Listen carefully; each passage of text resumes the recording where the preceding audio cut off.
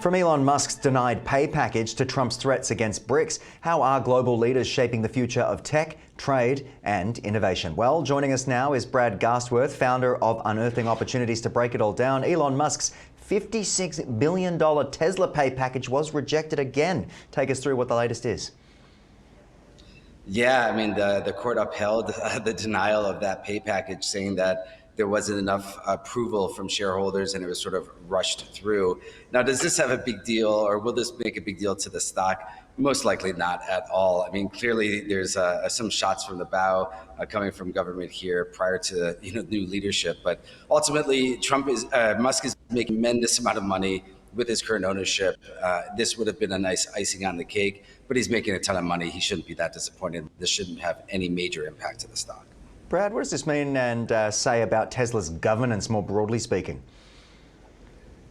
Yeah, well, I mean, first, to allow that type of compensation it's unbelievable. I mean, we're going into uncharted territory in terms of pay packages. And now, don't forget that he had some pretty big obstacles to achieve.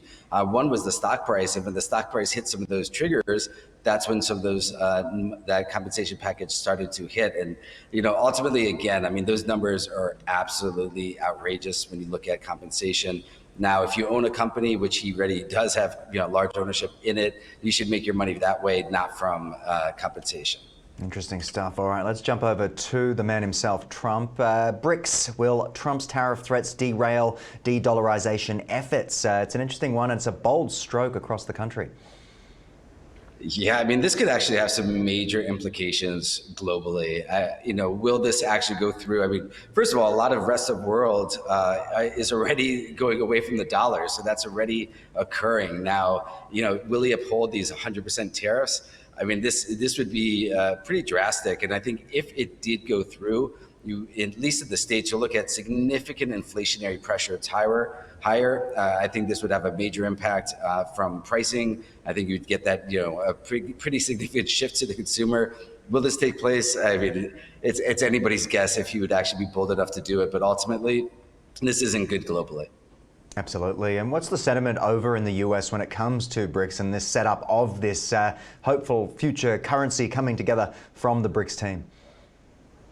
Well, I think ultimately most people here want to see America succeed. So I think they want to follow, make America great again is a good slogan. Now, the way about going about that is, I think a lot of people, that's where the debate takes place.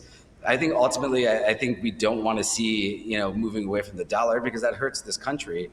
But I think taking a drastic measure of 100% tariffs, I mean, that has, implications to total trade globally. And I find it hard to believe that would take place, but nothing surprises me anymore these days. Absolutely well said. So let's talk about the super microcomputer audits. I understand there are some concerns there as well.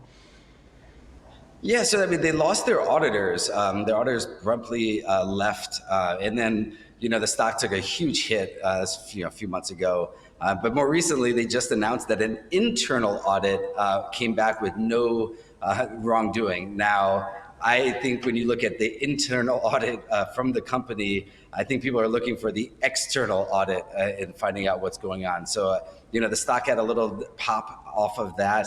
I am not a chaser at all following an internal audit. I think we have to find out what an external team finds there.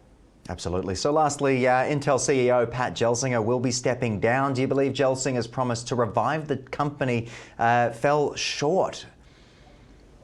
Yeah, Mike, I mean, absolutely. I mean, so if you look at Gelsinger, he had a lot of promises. He very much under-delivered. The stock has been a very big underperformer. I am not surprised to see the retirement. I mean, so he retired. He's off the board. They're going to be replaced. Currently, the CFO and I believe the COO are the interim CEO at the time. This company's been between a rock and a hard place. They have been outplayed, out-executed by their rival AMD, Advanced Micro. And, I think it's going to take a lot to turn the company around. And, they're very far behind on the AI side. There's a lot of things going wrong with the company. And, Gelsinger certainly wasn't the answer. Yeah, it's hard to watch a company that has been around for so long in the space start to struggle again with that competition. I'll give you one more word, is NVIDIA. But Brad, thank you so much for joining us on the program, breaking it all down for us today. Thanks, Mike.